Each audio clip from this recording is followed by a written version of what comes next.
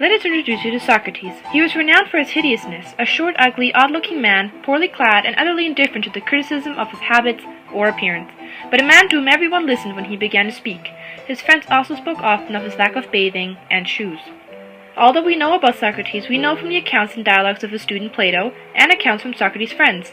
The philosopher himself never left behind any writings of his own.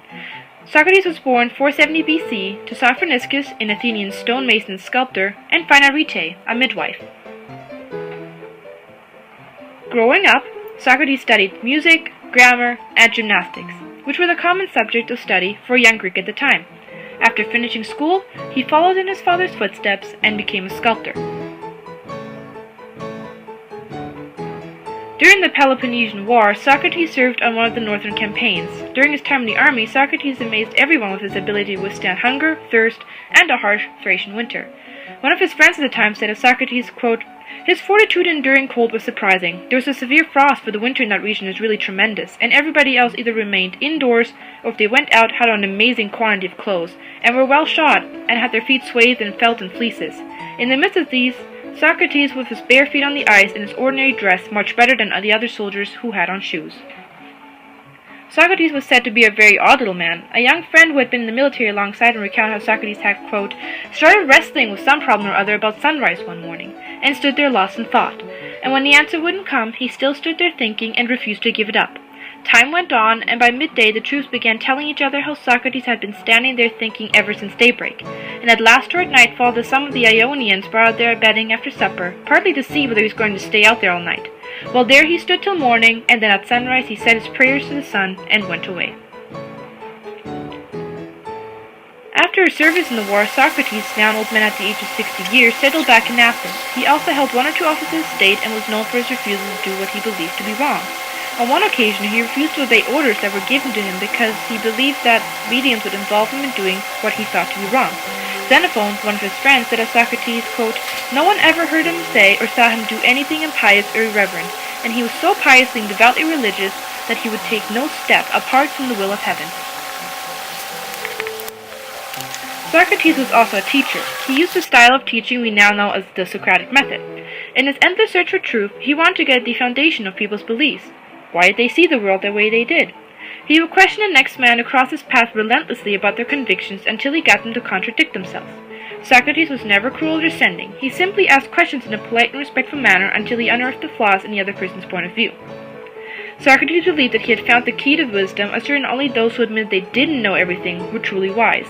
To claim otherwise is simply a product of ignorance, and above all else, Socrates hated ignorance. Around this time, he also married a woman by the name of Xantippe, who was known for having a bad temper. Socrates used to say that, quote, "One ought to live with a restive woman just as a horseman managed violent-tempered horses, and as they, said he, when they have once mastered them, are easily able to manage all others.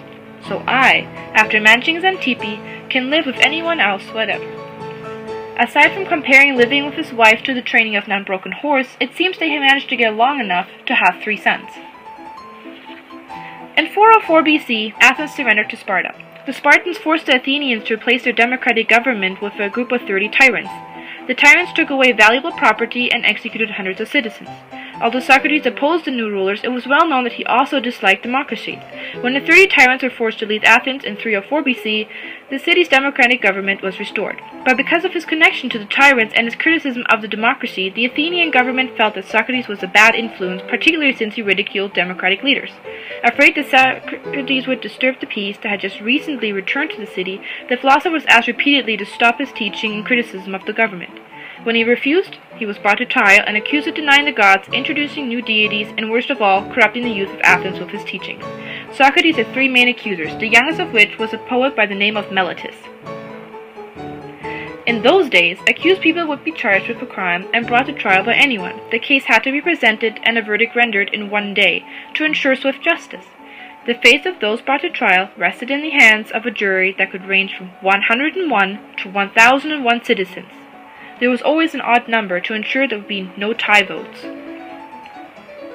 Now, normally, in an Athenian trial, the accused would hire a speechwriter, like a modern-day lawyer, to talk for them and present them as falsely accused or more honorable than criminal men. Socrates refused to employ a speechwriter and instead defended himself, refusing the advice of his friend and help from one of Athens' most talented speechwriters of the time, Lysias. In court, Socrates told the jury that he had never denied the gods, that he frequently worshipped in temples. He then went on to say that juries should realize he was a gift from the gods to Athens, and that far from corrupting the young man of Athens, he lived his entire life as an example of simple living and the quest for truth. He ended his defense saying, "Acquit me or not, but whichever you do, understand that I will never alter my ways." After being found guilty by the jury by a vote of 281 to 220, Socrates was expected to beg for his life by asking the jury for exile, which he would have been granted. Instead, Socrates asked for a reward, free meals for life, an award given to Olympic champions. At this point, the jury was on the point of yelling bloody murder, and Socrates' friends asked him to reconsider the route he was going. With another vote, this time 361 to 140, Socrates was sentenced to death.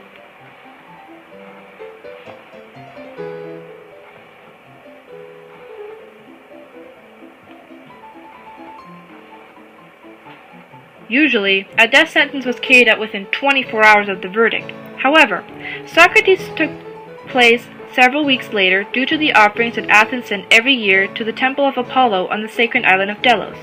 The ship had been delayed by bad weather at the time of the trial, and it was believed to be unlucky to put a man to death before the ship had completed its journey.